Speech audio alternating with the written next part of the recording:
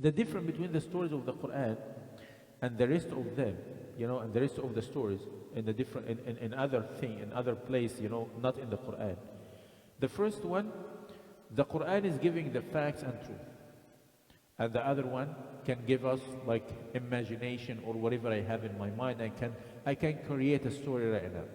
You know what happened today? I went to California and I came back. It was a short time. It took from me like 12 hours, from here in Anaheim, California. Oh, really? Oh, yeah, because I was driving fast. Okay, I can give anything. I can, just creating something. Even it doesn't make sense or something like that, I just can give you something. And all of the stories you're seeing as a films or a series or, a TV's watches, it's coming from the mind. But when Allah subhanahu wa ta'ala is telling us the truth, the story, it means He's telling us the facts. On the other hand, when Allah subhanahu wa ta'ala giving me a story, subhanahu wa ta'ala in the Quran, He's giving me the main points and hitting the points to give me the benefit and lessons from that points. He's not wasting my time like the other stories doing.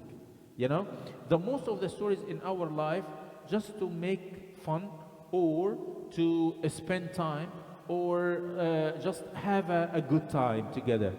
Even if we are creating something just to fill the time with something happening. But when the Quran, we are talking about something completely different, And because of that, you're gonna find, subhanallah al-qadir, a different place in the Quran giving a different images or a different snapshots about the story. And here we can give the part, and the other one we can give the other part. And if somebody asking why, I can tell you that story. Man and woman, they get married, but the man was really tough. The woman, she was really soft, really nice, and she was really patient with this man. And they had like a few children. Let us say, how many children you want? Like how many girls? 2 girls and 3 boys. In a while, the man is still with the same attitude, but the woman, she was in the same soft ways, and they grow their children. In a while, the children, they were really nice people with their parents, especially with their mom, and they used to take care of her, and she had nothing to need because of her children, and all of that. How many subjects we can choose here? If we want to talk about the toughness of the man when he used to deal with his women, we can take this part to give it as a benefit here. If we want to talk about the patience of the woman with her husband, we can take this part to put it in this point. If we want to talk about birr al-walidain and what the children used to do with their parents, we can take this part to put it in this point. If you're going to go through the whole Quran and see how many times Allah subhanahu wa ta'ala mentioned Musa alayhi salam and his people, you're going to find a lot of places in the Quran. Each one of them, you can get a specific point or a specific lesson to learn from this one. Just for example, can you consider قصة البقرة, the story of the Bakarah, the cow in the Quran, the Surah al-Baqarah, a part of story of Musa alayhi salam? Allah subhanahu wa ta'ala said, وَإِذْ قَالَ مُوسَى لِقَوْمِهِ إِنَّ اللَّهَ يَأْمُرُكُمْ أَن تَذْبَحُوا بَقَرَةً قَالُوا أَتَتَّخِذُونَ هُزُوًا قَالَ أَعُوذُ بِاللَّهِ أَنْ أَكُونَ مِنَ الْجَاهِلِينَ قَالُوا ادْعُ لَنَا رَبَّكَ قَالَ الْآنَ جئت بالحق فذبحوا ما كانوا. This a long story came to talk about a point in the whole story. Can we consider قصة أصحاب السبت, just for example, as a part of the story of Bani Israel? Can we talk about how Fir'aun used to deal with them unjustly? All of that points, we can collect all of them together to find the one surah. And we can find all of that surah in one, all of that stories, or all of that parts as a one story in one surah, and done. خلصنا how many times Allah subhanahu wa ta'ala mentioned to the story of Yusuf in the Quran? How many times? Do you remember? For sure we remember قصة Yusuf alayhi salam, Surah Yusuf alayhi salam. But we have another place in Surah Ghafir. You know, do we have another places? Even if not, why Allah subhanahu wa ta'ala gave the story of Yusuf one time and the story of Musa alayhi salam more than 20 times in the Quran? Why? Because the benefits of the part of that, of, you know, if you're gonna collect the story of Musa like a puzzles, we can find the whole pictures, but each one of that puzzles we can get a benefit from that. You know what I mean? How many stories in Surah Al-Baqarah? Can we count together? Like the story of Adam alayhi salam and the story of Bani Israel, you know, and then we can say like the story of Ibrahim alayhi salam with his son, the story of Talut and Jalut. ألم تر إلى الملأ من بني إسرائيل إذ قالوا نبيا لهم بعث لنا ملكا. This is the story. ألم تر الذين خرجوا من ديارهم وهم ألوف حذر الموت فقال لهم الله موتوا ثم أحياهم. You know, and what else? Can you remind me? طالوت وهارون الله يجزاك الخير. هاروت وماروت. بسم الله الرحمن الرحيم. Adam alayhi salam, we mentioned that. بسم الله الرحمن الرحيم. What's else? You know, how many stories we have in Surah Al-Baqarah, and what is the lessons for each one of them? We can make a session just to sit around each other, make a circle, and start studying the stories one by one.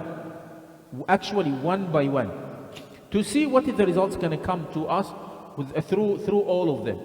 The first of all, the story of Adam alayhi salam.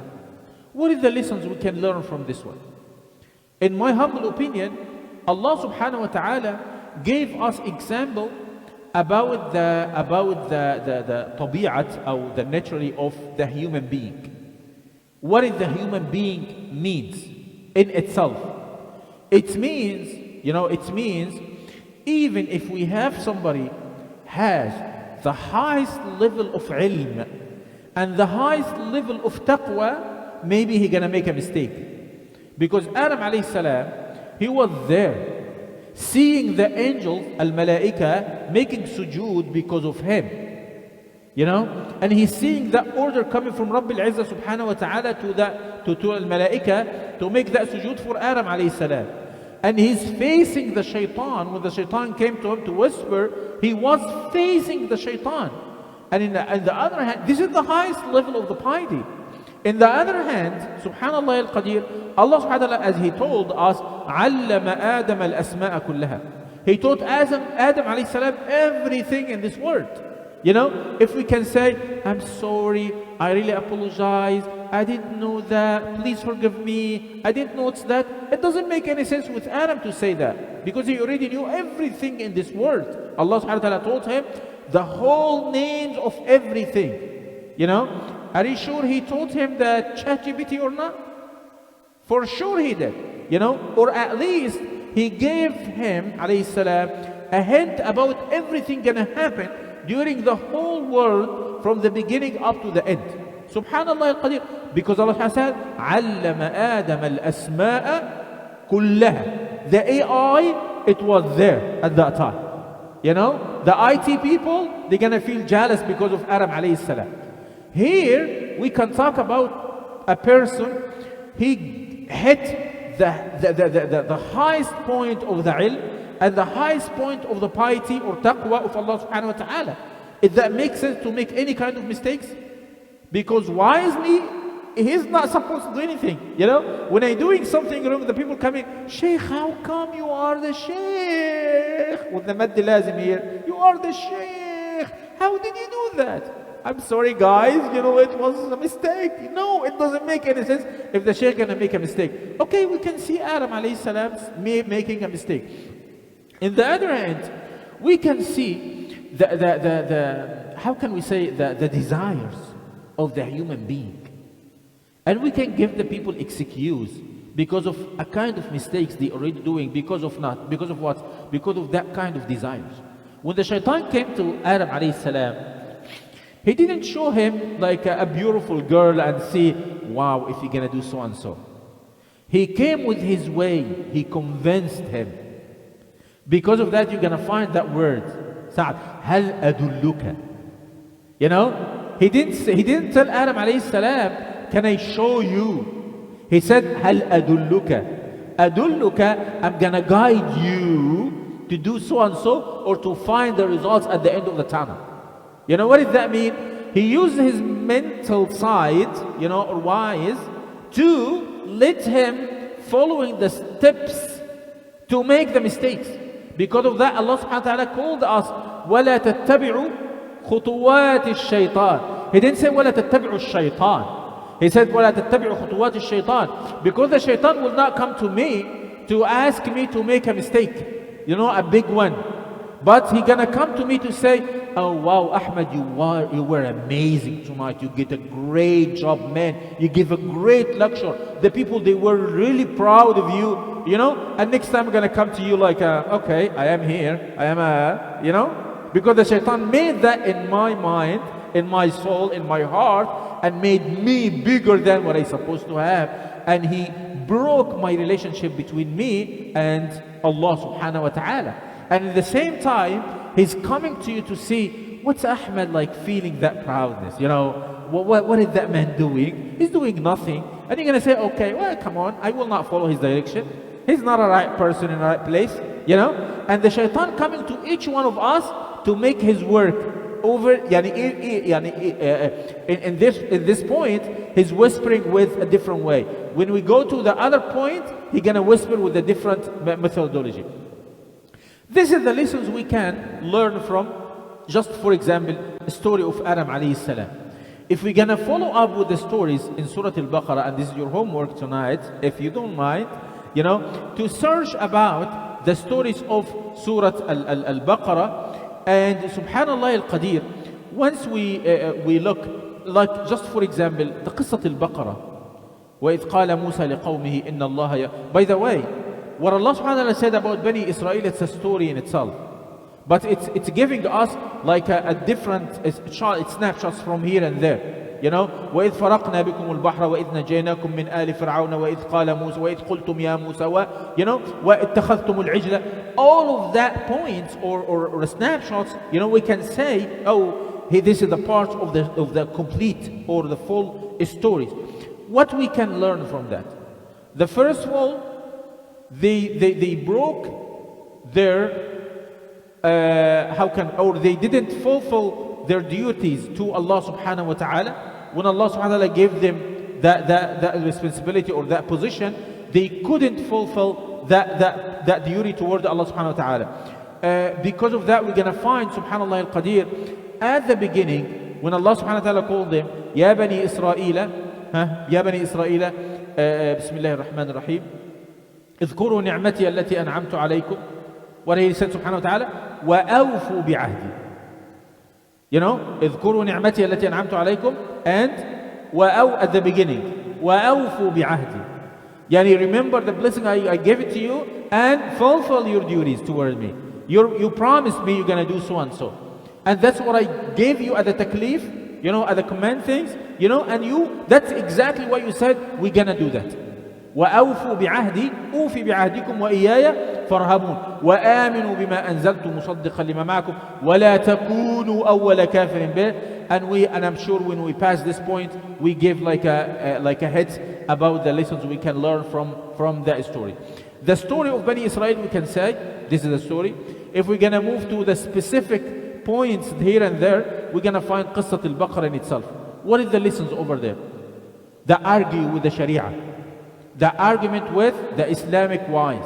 When we hear that coming from Allah subhanahu wa ta'ala, we're supposed to follow direction. But we have to follow the direction from Rabbil Alameen subhanahu wa ta'ala. Otherwise, we are making ourselves like a partner with the decision with Rabbil Alameen subhanahu wa ta'ala. No, you cannot give us that direction. We need to do so and so. This is my comfort zone. I don't want to leave it.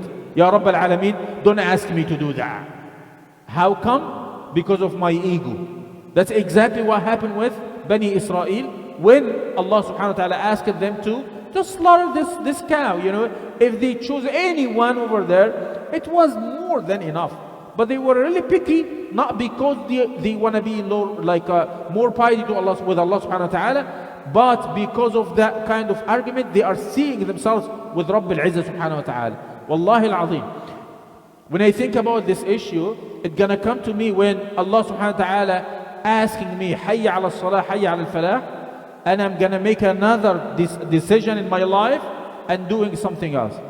Once Allah subhanahu wa ta'ala say, Hayya ala salah, I supposed to say, Hadir, I'm coming. If we are doing something else, it means we are imitating Bani Israel when they said, you know what, أتتخذون هزوا, or ما هي, what they said, بسم الله الرحمن الرحيم, they said ما هي, ما لونها, ما هي, إن البقرة تشابه علينا. قال Allah Azza wa Jalla told him to tell them, okay, this is the description of this calf. Once I am saying, Ya Rabb al-Alameen, I have something to do else than the salah, I am making like Bani Israel, what they did actually. When Allah subhanahu wa ta'ala asked me to give this amount of money to somebody coming to ask me to help, and I'm choosing something else, I am making myself as a body of the Bani Israel when they used to argue with Musa ala nabiyina alayhi as-salatu was-salam. What can we learn from Qissat Ibrahim alayhi salam? I think we talked about the inheritance of the Deen when we talked about the story of Ibrahim and Ismail alayhima as-salam. But one of the main lessons, are you really friends with your children or not? Do you have that kind of relationship, the friendship between you and them? You're talking together all the time? You're discussing about everything happening at home, or you're making your decision and it doesn't matter what's going to happen after that. It's I don't care about you. You have to follow my direction. We have completely different ways. If your children really scared because of you, or really fear you to, when you make a decision, they're gonna say, okay, Baba, how I will do that, And if you are taking a decision because you really trust, they are trusting you, and they're gonna follow you because of that trusting, not because of that kind of scare, And when we look at Ibrahim alayhi salam, he didn't just talk to his son. He made his son a part of his work. It means a lot. It means a lot. The most of our children, they don't like to be with us anywhere. They want to be with their what do you call it, machines دي, iPad, iPhone, any I in our world, and they're trying to be separate from us. How can we make them with us doing the same thing, thinking together, making the same decision, looking at the future together? How can we do that? This is our challenge. Our homework tonight, too, inshallah subhanahu wa ta'ala, just to review how many stories in Surah al-Baqarah actually, and what is the main lessons we can get from those ones, and we ask Allah subhanahu wa ta'ala guide all of us to the straight path. As you know, we have our responsibility about the whole community. The whole community, it's our responsibility. As a Muslimin in this country, we need to take care of the whole masajids around us. Because of that, subhanallah, I was part of that advice. If you wouldn't kick me out gently from here, I just give advice to my brother Adil and the rest of the board here. If they can make that kind of exchange because of the cost of the building and to pay the debt off and so and so, if they can make that kind of exchange between the other masajid, the other masajid gonna come to here and you gonna go to the other masajid to just collect money I'm making. I hope this is the good idea, and I just like sharing you with the idea. If you don't like it, you can tell them don't do that. But based on my experience, it was the most successful way, to reach out to the masajid. Because subhanallah, right now, every community had a different project. And usually we have 40% of the people, they don't like what we are doing. But they're still coming. Wallahi al-azim. They don't like they don't like, this is the sheikh, he's doing so and so. This is the board member. They have that point. But once somebody coming from outside, subhanallah, can convince them to give like thousands of dollars, because of just one khutbah. They're not giving me, but they're giving the other people. Because of that, I'm going there to get the money from the other kind of people, the same over here, and sending somebody to take their money. It's like, the circle.